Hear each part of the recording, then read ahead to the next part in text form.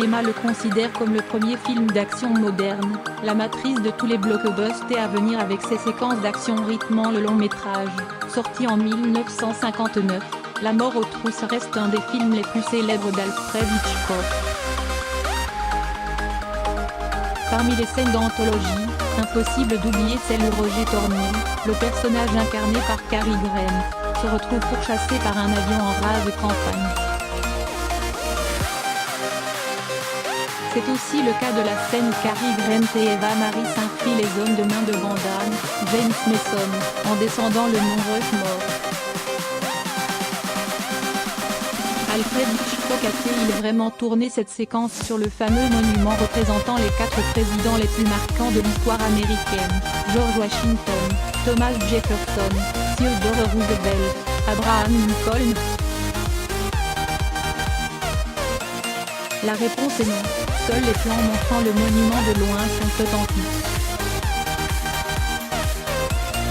Sur tous les autres plans, dont ceux où l'on voit Eva Marie et Cary Grant le gravir, le mont Rushmore a été reconstitué en studio. Le plus étonnant c'est qu'Alfred Hitchcock disposait d'abord d'un permis de filmer autour et sur la montagne. Mais la rumeur entourant la production du film laissait entendre que le scénario prévoyait des scènes de bagarre et même plusieurs morts.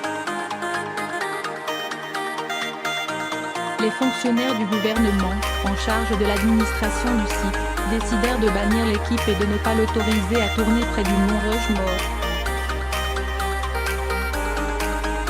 Cette séquence emblématique de la mort aux trousses fut donc tournée dans les locaux de la MGM, en Californie, bien loin du Dakota du Sud, où se trouve le vrai mont Rushmore. Alfred Hitchcock ne fut pas le seul à détourner le célèbre monument.